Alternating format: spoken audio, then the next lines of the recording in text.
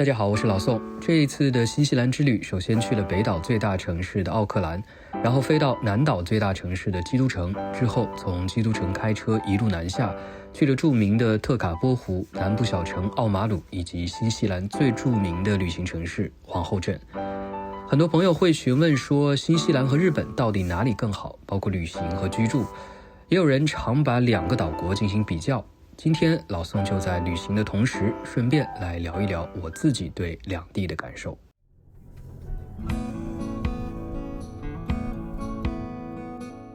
结束了在基督城的旅行，今天将一路南下，前往南岛中部非常著名的旅游地特卡波湖。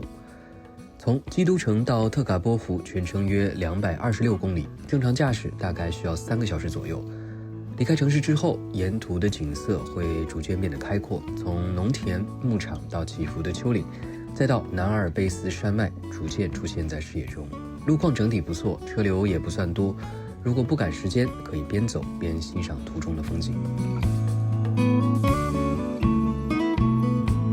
在新西兰，除了大城市中心区域，公共交通非常有限，很多时候开车几乎是唯一现实的选择。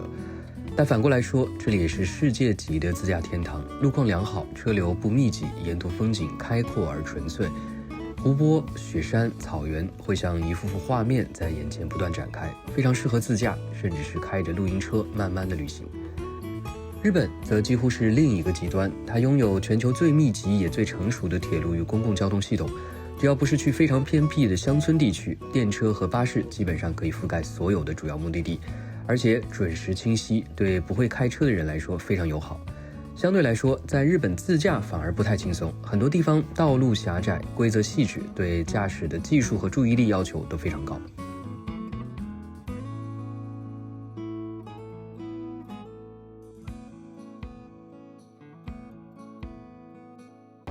还好到湖边的这个地方的时候，天是稍微有点晴了，不至于大雨的阴天。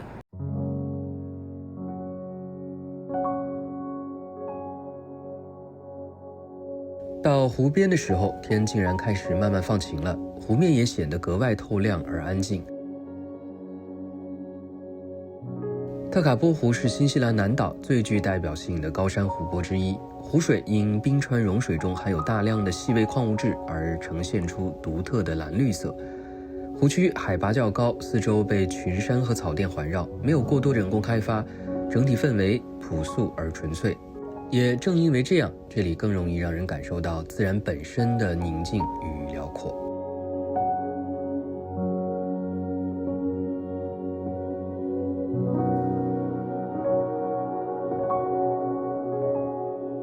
从自然和风景的角度来看，新西兰给人的感觉更加原始壮丽，也更容易产生一种孤独感。大片的湖泊、雪山、冰川和草原很容易让人从日常节奏中抽离出来，身体和情绪都会慢慢地舒展开来。而日本的自然风景虽然也不错，但更强调精致与秩序感，往往会叠加人文元素，比如神社、庭园、古道，也带有明显的东方审美和禅意。同时，日本非常强调季节变化，樱花、红叶、雪景本身就构成了旅行的核心体验。如果你更偏好宏大纯自然的风景，新西兰可能会更对胃口。沿着湖边继续往前走一段，就能看到特卡波湖畔那座非常有代表性的石头教堂——好牧羊人教堂。记忆中上次来的时候并没有这么多人，这次看起来游客明显多了不少。教堂建于上世纪30年代，规模很小，却与周围的湖水、群山和草地融为一体。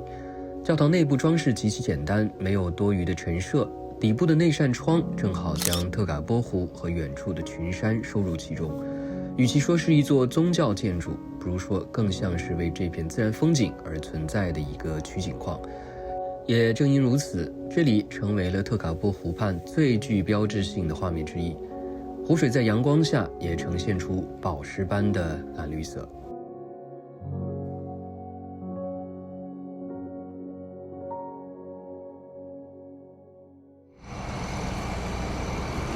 找了一家中餐，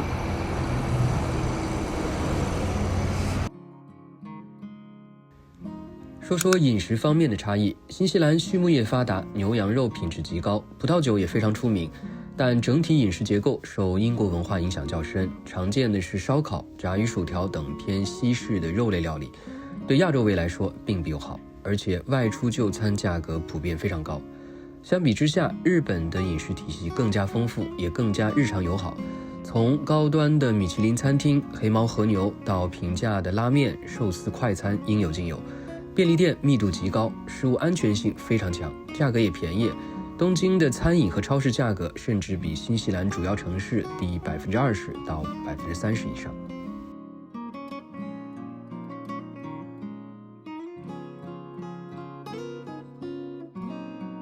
特卡波湖因为夜晚的星空非常漂亮，所以很多人都会选择在这里住上一晚。这里是新西兰著名的暗夜保护区之一，远离大型城市，几乎没有光害。天气条件好的时候，抬头就能看到清晰的银河，可以在夜晚慢慢享受湖区的安静。不过因为太过热门，而且当天是跨年，所以实在是订不到合适的房子，所以最终选择再开一段，住在南岛东部的小镇奥马鲁。从特卡波湖前往奥马鲁，全程大约210公里，正常驾驶需要2个半到3个小时左右。一路同样是新西兰南岛非常典型的自驾风景，从高原湖区逐渐过渡到起伏的丘陵和广阔的牧场，视野开阔，车流不多，整体行程比较轻松。沿途可以看到成片的草原、零散分布的农场以及不时出现在路边的牛羊。风景虽然变化不算剧烈，但非常耐看，也很适合放慢速度，享受南岛公路那种安静而从容的节奏。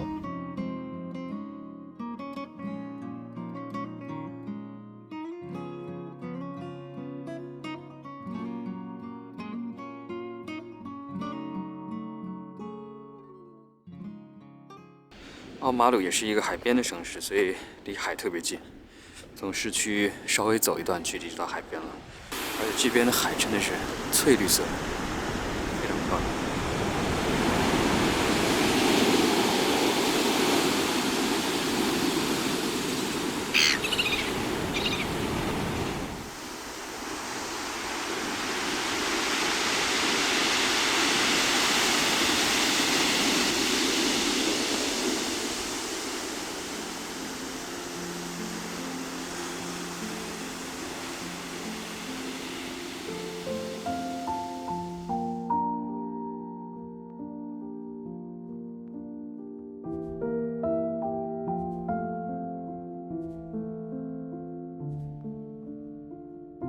奥马鲁是一座位于新西兰南岛东海岸的小城，以维多利亚时期的建筑和海边氛围而闻名。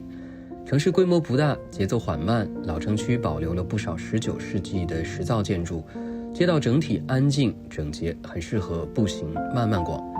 相比一些热门的旅游城市，奥马鲁的商业化程度不高，多了一份安静小城的生活气息。也正因为靠近海岸，这里同时也是观看蓝企鹅归巢和感受南岛海边小城氛围的一个代表性地点。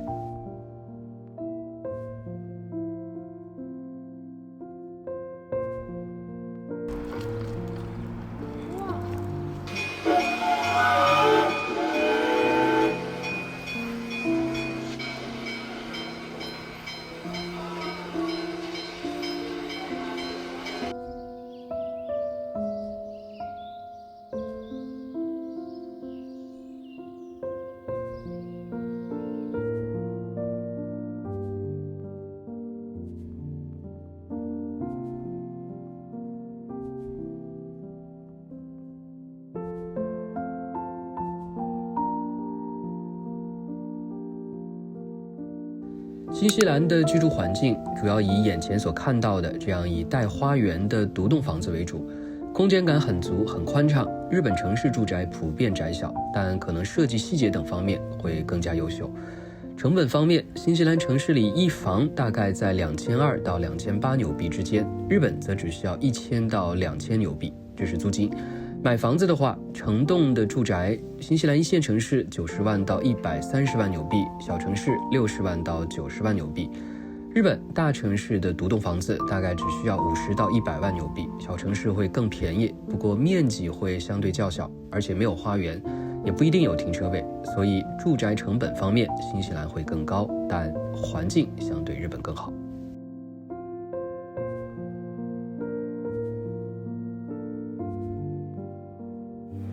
这个小镇最后一天的跨年夜，大家都聚集到这家店了。刚刚房东也介绍了，它本来应该是一家精酿的啤酒厂，应该也算是当地比较大的一个餐厅吧。然后大家都聚集在这儿，还有现场的音乐表演。今天新年的跨年活动，小镇的新年跨年活动。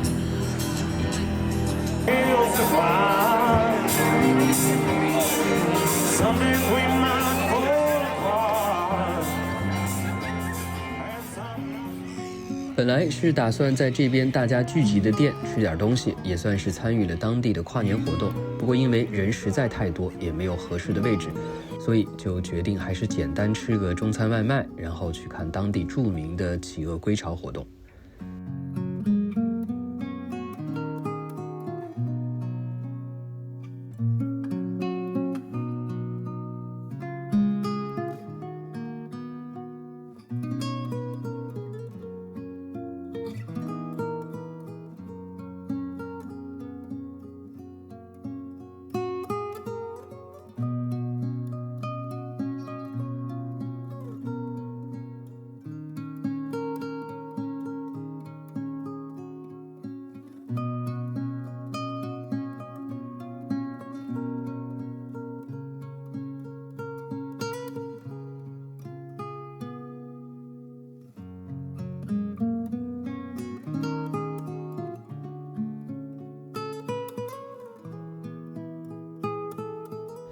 在奥瓦鲁度过2025年的最后一天，因为整体行程的关系，第二天继续一路往南，前往新西兰最著名的旅游地皇后镇。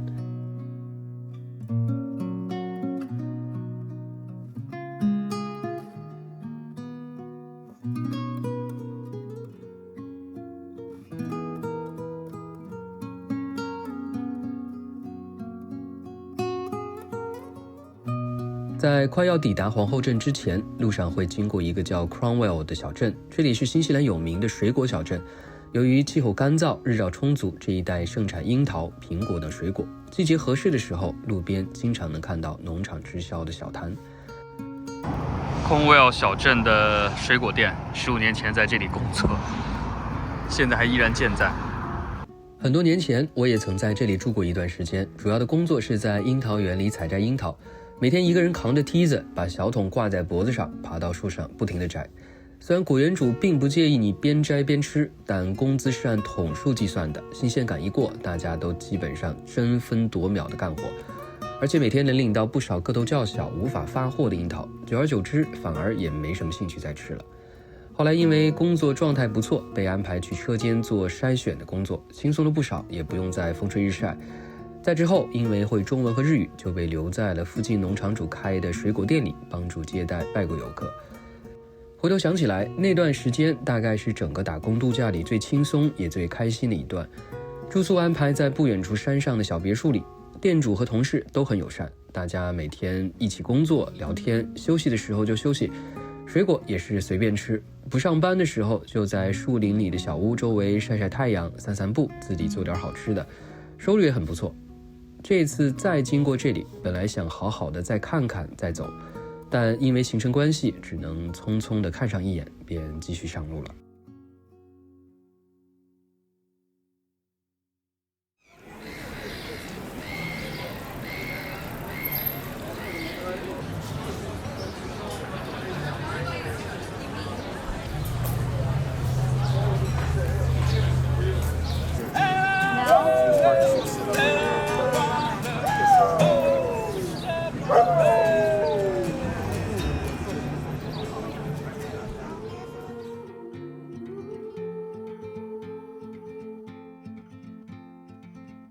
差不多中午过后的时间抵达皇后镇。皇后镇位于新西兰南岛瓦卡蒂普湖畔，是一座被群山环绕的高山度假小镇。这里以丰富的户外活动而闻名，同时也是南岛商业和旅游氛围最集中的地区之一。小镇中心区域并不大，但餐厅、咖啡馆、酒吧和各类户外品牌店分布得很密集，街道上人来人往。气氛明显比一路走来的小城要热闹不少。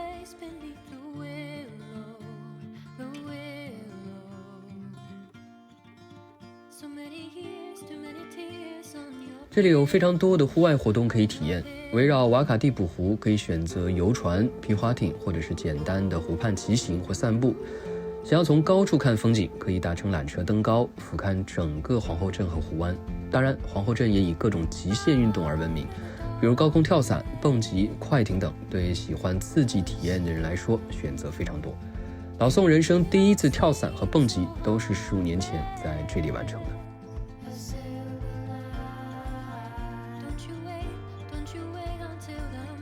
从旅行内容本身来看，新西兰的核心几乎都围绕着户外活动展开，徒步、湖泊、峡湾、滑雪、出海以及各种极限运动。旅行的重点更多是人与自然的关系，而日本旅行则更偏向文化体验与城市生活，比如泡温泉、参拜神社、二次元文化、手工体验、购物和美食探索。这也使得两国的旅行目的和节奏存在着非常本质的不同。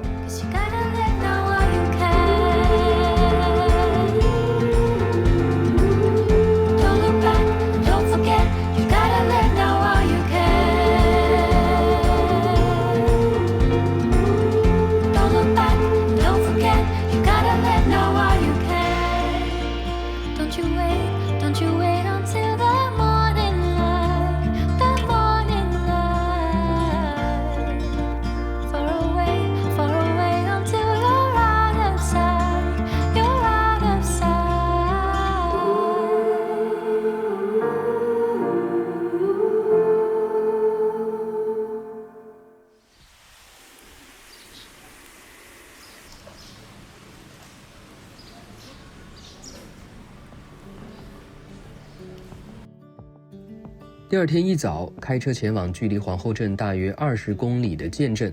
建镇是一座因淘金而兴起的小镇，至今仍保留着不少19世纪的历史建筑。镇中心不大，主街两侧是低矮的老房子，里面多是咖啡馆、小店和画廊，很适合作为皇后镇周边的半日行程。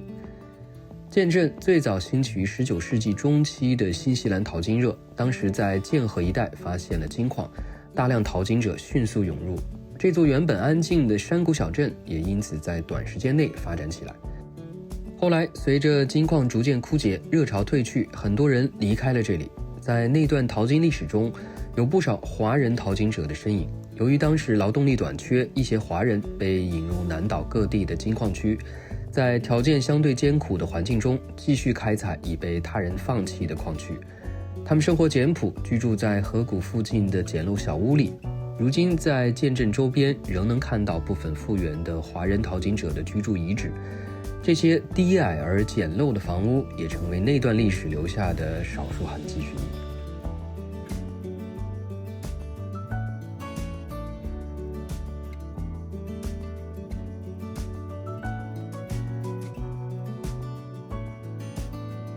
回到皇后镇，今天安排的是蒸汽船的游船活动，乘坐的是有着100年历史的 TSS 蒸汽船，从皇后镇码头登船出发，沿着瓦卡蒂普湖缓缓航行，前往湖对面的农场。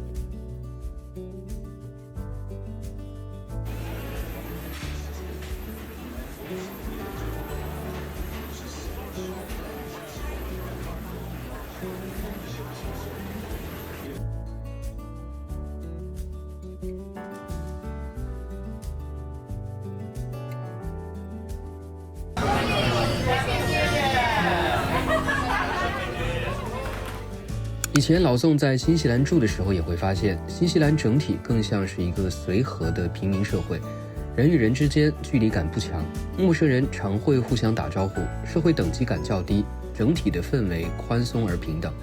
但由于人口少，娱乐和文化选择有限，选择长期生活下来的话，孤独感会比较明显。日本社会人际边界感很强，礼貌程度极高，大家普遍遵循不打扰他人的原则，陌生人之间很少有非必要的交流。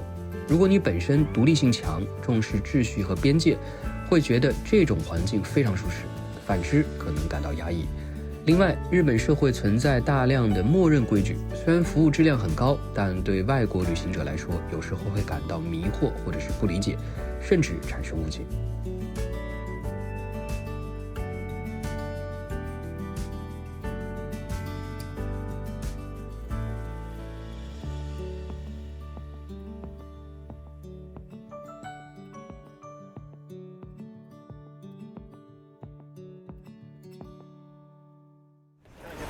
然后现在下船去旁边的红屋顶的房子吃午餐的自助餐。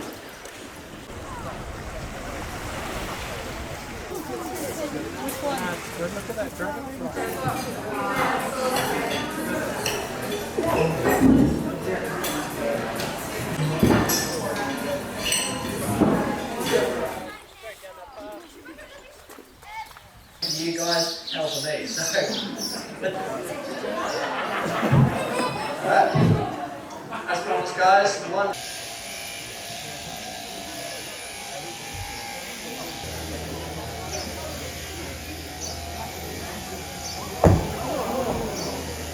The show. Give her a little tidy up just to make sure she's not too embarrassed in front of her other shipmates. Don't be shy, shout it out loud. Thanks, guys. It was a short. There, so that's all it is, guys. Looking at the sheep. These dogs don't bark to bring them down, so you can do it really calmly, as you see now.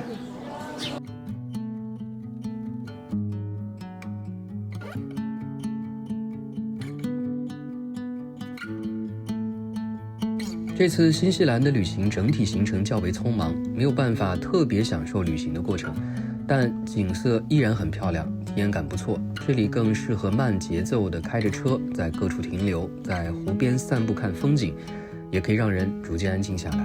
I don't know what it means, but there's a smile upon your face. 说回到日本和新西兰的区别，就旅行体验来说，新西兰更偏向向外的旅行。是被自然包围的体验，风景宏大原始，自然才是真正的主人。而日本的旅行体验更偏向内向，强调秩序、细节与人文积累。无论是城市街道、温泉、神社，还是饮食与服务，都是经过了精心的设计和打磨。所以，如果你希望感受秩序感、精致感，想吃得好、买得爽，体验日式的美学和人文，那应该去日本。如果你渴望逃离现代文明，想开车去流浪，在大自然中寻找自由，那新西兰一定值得一来。这趟非典型的跨年之旅，也正是因为在15年后的再访中，重新回忆起了很多年轻时候的经历和体验，所以变得格外的难得。感谢大家的观看，我们下期再见。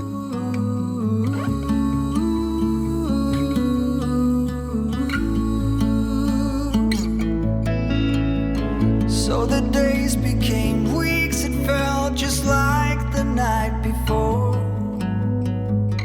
You were slowly fading in my mind. When you left, I was so completely gone, but now I'm sure you were some of the best. 现在到国际航站楼了，今天还是国航的飞机，晚上8点多。先飞到北京，然后呢转机回东京。8点半的国航北京即将开始办理登机手续，现在还没开。